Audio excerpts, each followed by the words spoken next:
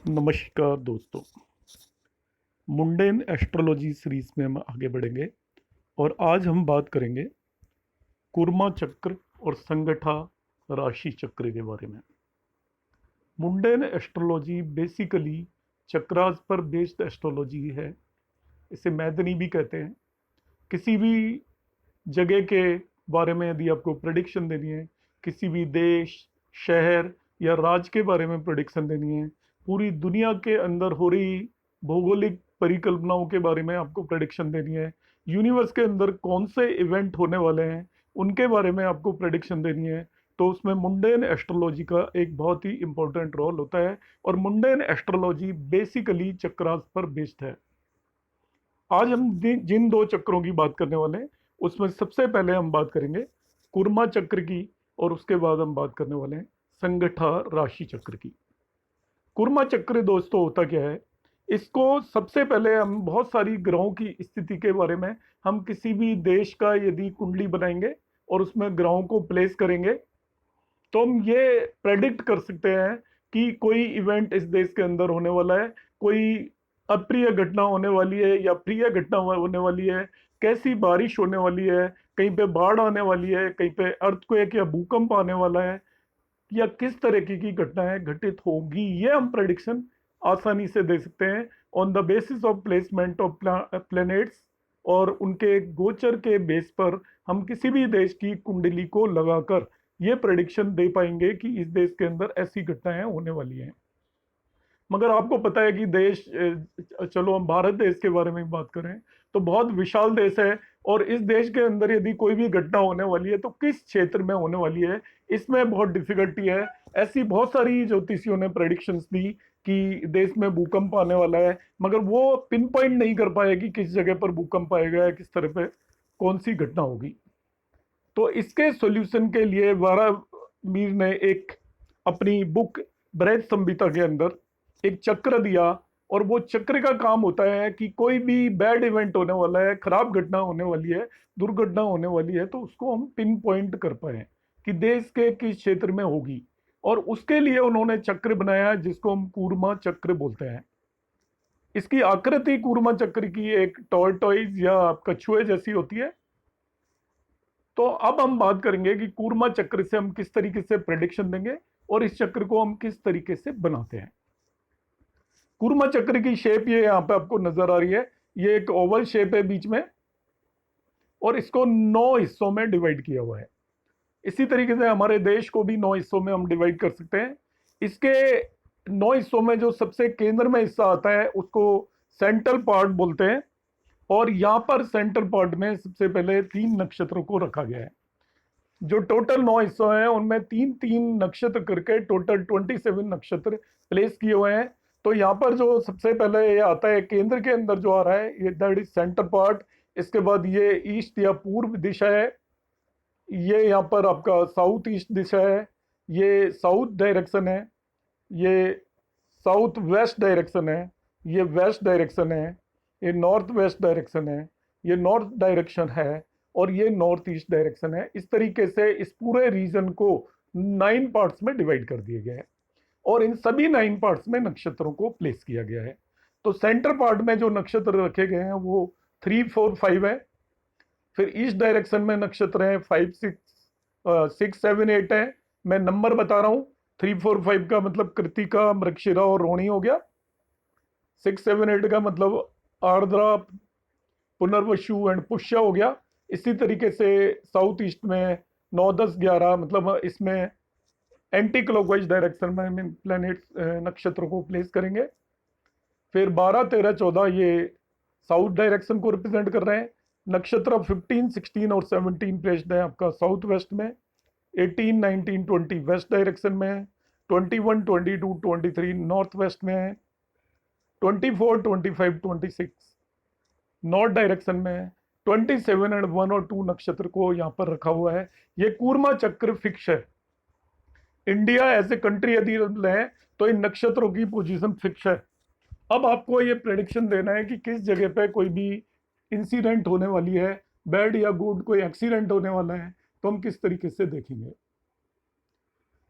यहाँ पर जो ये डायरेक्शंस दी हुई हैं सेंटर पार्ट के अंदर कौन कौन से रीजन पड़ते हैं, तो रफली आप वो ले सकते हो ज्योमेट्रिकली। हालांकि बृहत संहिता में उनके नाम दिए हुए हैं कि किस रीजन में कौन सी जगह पड़ती है, मगर वो प्राचीन कालीन नाम थे, वो आज की डेट में एग्जिस्ट नहीं करते।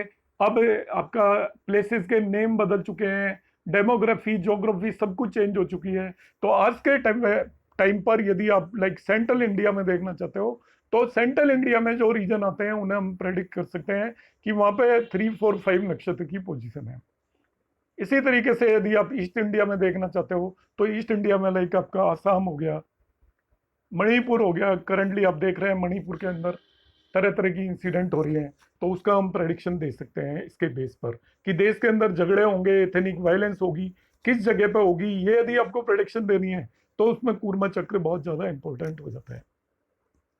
तो कौन सी जगह कहाँ पड़ती है वो आप जनरल आइडिया से हम डिसाइड कर सकते हैं कि लाइक अफगानिस्तान में भी इंसिडेंट हुआ था, वहाँ की गवर्नमेंट को गिराकर तालिबान ने वहाँ पर रूल किया था, तो वो आपका नॉर्थ ईस्ट डायरेक्शन में होगी। तो वहाँ उस टाइम पे हम ट्रांजिट देखेंगे ग्रहों की, यदि मेलिफिक ग्रह यदि जिस रीजन में ट्रांजिट कर रहे हैं, तो हम एक प्रेडिक्शन दे सकते हैं कि इस रीजन के अंदर कोई इंसिडेंट होने वाली है। तो सबसे पहले हम ये कूर्मा चक्र बनाएंगे। कूर्मा चक्र फिक्स है इंडिया के लिए, आप इसे कंसीडर करके चल सकते हैं। अब इसमें हम प्रेडिक्शन देंगे तो हम देखते हैं कि किस नक्षत्र के अंदर मेलिफिक प्लेनेट ट्रांजिट ज्यादा कर रहे हैं।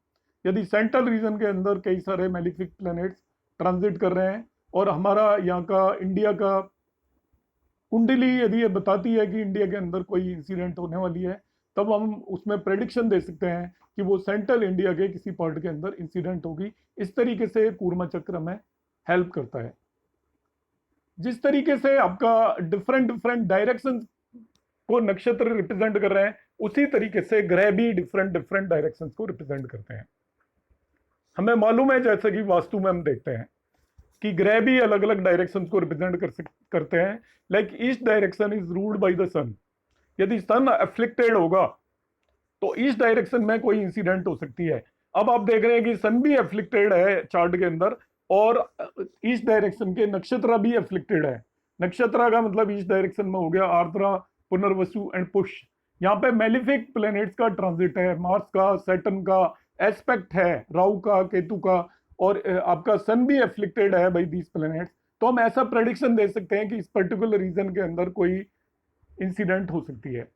साउथ ईस्ट डायरेक्शन को वीनस रिप्रेजेंट करता है। इसी तरीके से यहाँ पर यदि हम साउथ ईस्ट डायरेक्शन को रिप्रेजेंट करें तो इसको वीनस रिप्रेजेंट करेगा। साउथ डायरेक्शन को मार्स रिप्रेजेंट करता है। साउथ डायरेक्शन को मार्स रिप्रेजेंट करेगा। सिमिलरली साउथ वेस्ट डायरेक्शन को राहु रिप्रेजेंट करता है। वेस्ट डायरेक्शन को सैटर्न रिप्रेजेंट करता है। नॉर्थ वेस्ट डायरेक्शन को मून रिप्रेजेंट करता है। नॉर्थ डायरेक्शन को मरकरी रिप्रेजेंट करता है, और नॉर्थ ईस्ट को जुपिटर और केतु रिप्रेजेंट करता है।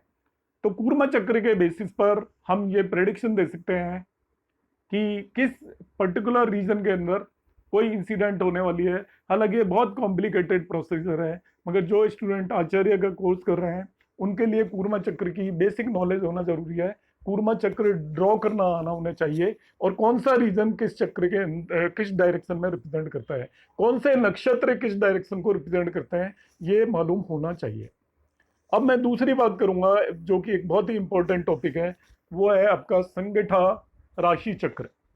राशि चक्र बेसिकली दो तरीके के हैं, एक संगठा राशि चक्र है, एक संगठा नक्षत्र चक्र है। संगठा राशि चक्र एस्पेक्ट के लिए यूज होता है, दृष्टि के लिए हम यूज करते हैं। जनरली ऐसा कहा जाता है कि यदि किसी भी जगह पर कोई भी अनटूवर्ड या खराब इंसिडेंट होने वाली है, वॉर लाइक सिचुएशन होने वाली है, तो वो रीजन आपका एफ्लिक्टेड होगा by Mars and Saturn and Rahu. इनके बगैर, मार्स सैटर्न और राहु के एफ्लिक्शन के बगैर कोई भी इंसिडेंट हो नहीं सकती, कि that reason is either expected और बाई प्लेस्ड बाई मार्स और सैटर्न एंड राहु। बगैर इसके कोई भी अनटूवर्ड इंसिडेंट हो नहीं सकती। इंडिया 3 वॉर्स में इन्वॉल्व रहा। 1914 में आपका वर्ल्ड वॉर 1 हुआ था, 1939 में वर्ल्ड वॉर 2 हुआ था, और 1971 में इंडिया का पाकिस्तान के साथ वॉर हुआ था। इन तीनों वॉर के समय सैटर्न रोहिणी नक्षत्र से ट्रेवल कर रहा था। ट्रांजिट कर रहा था। तो सैटर्न जब भी रोहिणी नक्षत्र से ट्रांजिट हुआ और उस पर मार्स और राहु की दृष्टि थी तो अनटूवर्ड इंसिडेंट हुई। इसी तरीके से इंडिया के अंदर जो 1984 में ऑपरेशन ब्लू स्टार हुआ था पंजाब में, जो टेररिज्म था, उस टाइम भी देखा गया था कि सैटर्न, मार्स और राहु ये तीनों एक दूसरे को एस्पेक्ट कर रहे थे उस टाइम पर। Saturn, Mars and Rahu. अब यहाँ पे संगठा राशि चक्र की जरूरत क्या है जब मैं एस्पेक्ट की बात कर रहा हूं? जनरली मुंडेन एस्ट्रोलॉजी के अंदर यदि पाराशरी एस्पेक्ट एप्लीकेबल है, हमें किसी भी कंक्लूजन पर पहुंचना नहीं चाहिए। हमें मुंडेन एस्ट्रोलॉजी के लिए राशि संगठा चक्र बनाना चाहिए और राशि संगठा चक्र के अंदर हम एस्पेक्ट को देखेंगे कि ग्रह यदि एक दूसरे को एस्पेक्ट कर रहे हैं या नहीं कर रहे हैं, उसके बेस पर हम प्रेडिक्शन देंगे। तो संगठा राशि चक्र किस तरीके से बनाते हैं और क्या उसका एस्पेक्ट हम किस तरीके से देखेंगे, उसके बारे में अभी हम बात करेंगे। तो यहाँ पर आप देखेंगे ये हमने राशि 1, 2, 3 एंड 4 वर्टिकली एक दूसरे के नीचे 4 राशियां रखी हुई हैं। इसके बाद यहाँ पे देखिए हमने राशि 5, 6, 7 और 8 ये 4 राशियां यहाँ पर नीचे रखी हुई हैं। अब 4 और 5 को जहां इंटरसेक्ट करती है वहां पे हमने राशि 9 रखी हुई है। 3 और 6 जिस जगह पे इंटरसेक्ट करती है वहां पे ये राशि हमने 10 रखी हुई है। 2 से एक लाइन बनाई है, 7 से एक लाइन बनाई है, वो इंटरसेक्ट करती है, वहां राशि 11 आएगी। 1 से एक लाइन बनाई है और 8 से एक लाइन बनाई है, ये दोनों जहां इंटरसेक्ट करती है वहां पे 12 लिख देंगे हम। अब हम 1 और 8 को और 12 को, इन तीनों को मिला के एक ट्रायंगल फॉर्म करेंगे। ऐसे ही 2, 7 एंड 11 को मिला के एक ट्रायंगल बनाएंगे। 3, 6 और 10 को मिला के एक ट्रायंगल बनाएंगे। 4, 5 और 9 को मिला के एक ट्रायंगल बनाएंगे। मैं फिर से रिपीट कर रहा हूँ, 1, 2, 3, 4 एक दूसरे के नीचे हम रखेंगे एक वर्टिकल कॉलम की फॉर्म में। 5, 6, 7, 8 यहाँ नीचे थोड़ा गैप देकर थोड़ा दूर हॉरिजॉन्टल कॉलम की फॉर्म में हम इनको करेंगे। 4 को 5 से ज्वाइन कर देंगे, 3 को 6 से ज्वाइन कर देंगे, 2 को 7 से ज्वाइन कर देंगे, 1 को 8 से ज्वाइन कर देंगे। इन्हें हम ज्वाइन कर देंगे। अब 4 से एक हॉरिजॉन्टल लाइन और 5 से एक वर्टिकल लाइन जो बनाएंगे। दोनों को ज्वाइन कर दिया था 4 एंड 5 को आपने। 4 से हॉरिजॉन्टल लाइन और 5 से एक वर्टिकल लाइन बनाएंगे, वो जिस जगह पे मिलेगा वो 9 होगा। 3 से एक हॉरिजॉन्टल लाइन और 6 से एक वर्टिकल लाइन बनाएंगे, वो जहां पे मिलेगा वो 10 होगा। 2 से एक हॉरिजॉन्टल लाइन और 7 से एक वर्टिकल लाइन बनाएंगे, जहां पे जाके मिलेगा वो 11 होगा साइन। और 1 से एक हॉरिजॉन्टल और 8 से एक वर्टिकल लाइन मिलेंगे, तो वहां जहां पर जाके वो मिलेगा ये 12 साइन होगा। अब इससे होगा क्या है कि एक ट्राइंगल के ऊपर जितनी भी राशियां आ रही हैं, जैसे आप यहाँ पे ध्यान से देखेंगे एक ट्राइंगल है जिसके अंदर आपका 2 साइन, 11 साइन और 7 साइन है। अब यहाँ पे 2 साइन के अंदर लग्न है, मून है, वीनस है, राहु है और सन है, 5 प्लेनेट बैठे हुए हैं। और 7 साइन के अंदर सैटर्न और मार्स बैठे हुए हैं। तो हम मानेंगे कि ये सब एक दूसरे को एस्पेक्ट कर रहे हैं। पाराशरी एस्पेक्ट इन दोनों के बीच में एग्जिस्ट नहीं करेगा, क्योंकि 2 साइन के प्लेनेट 7 साइन के प्लेनेट्स को देख नहीं सकते पाराशरी में। केवल एक जुपिटर है जो देख सकता है, बाकी कोई नहीं देख सकता 5th हाउस में, मगर यहाँ पे जुपिटर नहीं है। तो इस केस में हम क्या करेंगे, किसी भी एक ट्राइंगल पर लाइक 2 राशि, 11 राशि और 7 राशि, टॉरस, एक्वेरियस और लिब्रा में यहाँ पे जो भी प्लेनेट बैठे हुए हैं वो सब एक दूसरे को एस्पेक्ट करेंगे ऑन द बेसिस ऑफ संगठा चक्र। तो संगठा चक्र का एस्पेक्ट भी हमें देखना है। जब भी कोई अनटूवर्ड इंसिडेंट आपको प्रेडिक्ट करनी है, लाइक ये 1984 में जब ऑपरेशन ब्लू स्टार हुआ था उस टाइम की पोजीशन बता रहे हैं। तो यहाँ पर ये हम बाकी सब चीज देखेंगे।